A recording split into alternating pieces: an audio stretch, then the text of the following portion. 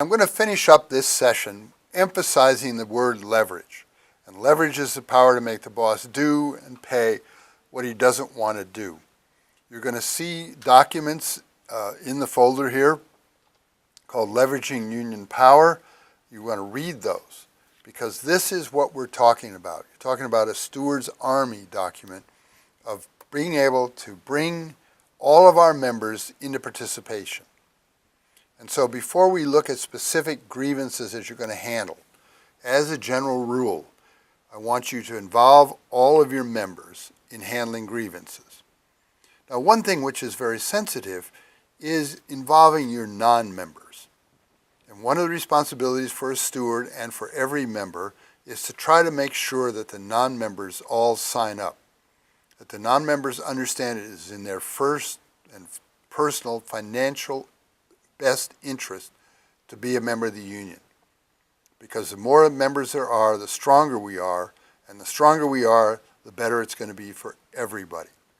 So as you begin to handle grievances, you need to look at how can I make the grievance visible, how can I make it visible to both my members, who often think the union doesn't do anything, and to non-members who are not there. In a general way, one thing that you want to try to do is create group grievances or group activities. If you look, for example, a situation where health and safety is a problem in a shop, and often in the past, the steward would file the grievance, they would take it through the grievance procedure.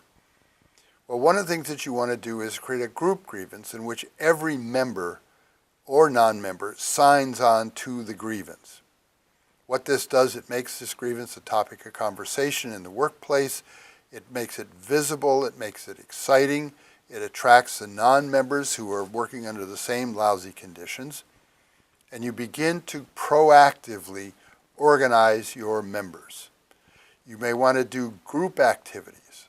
Group activities are wearing t-shirts, wearing buttons, marching around the shop, group picketing, any kind of thing that gives the union visibility.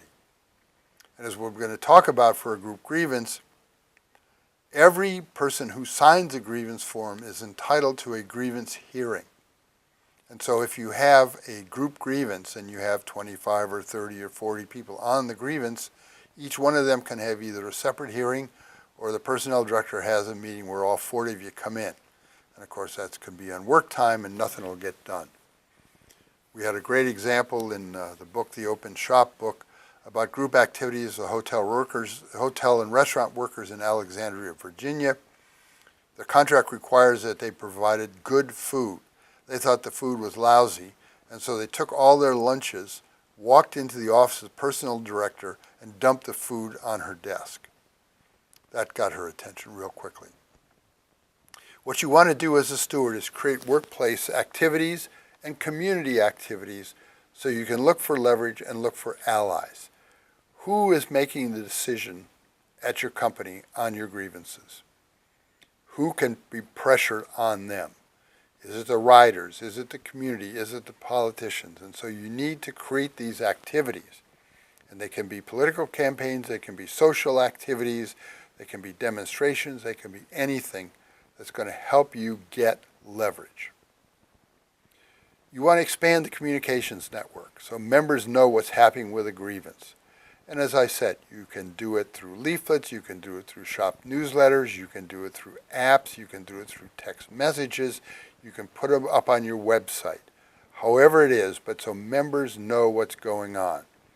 And you don't have to, as I said, provide all the gory details of every grievance, but you need to say to your members, here's a grievance of employee or member A who was denied overtime on a particular situation. And the union's remedy is we're asking that he be paid. It then draws their attention to areas of the contract and to get them involved in the union.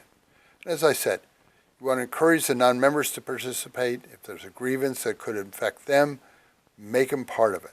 And then encourage them that the only reason they have this right is because there is a union. And if you're not a member, you're weakening the union. So as I said, read this document from the Steward Update, Leveraging Union Power. It'll give you some good tips and outlines on what you want to do. This again is a diagram of all what you want to do as a steward. You're in the middle.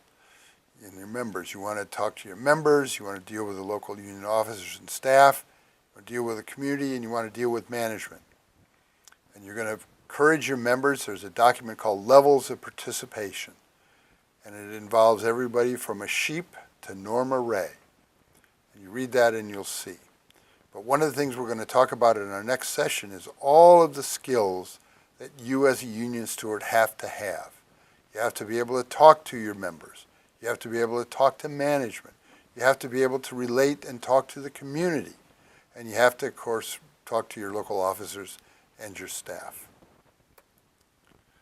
So as we finish this session, your next discussion question is, look at the document, but how many of your coworkers have a copy of the union contract and have read it?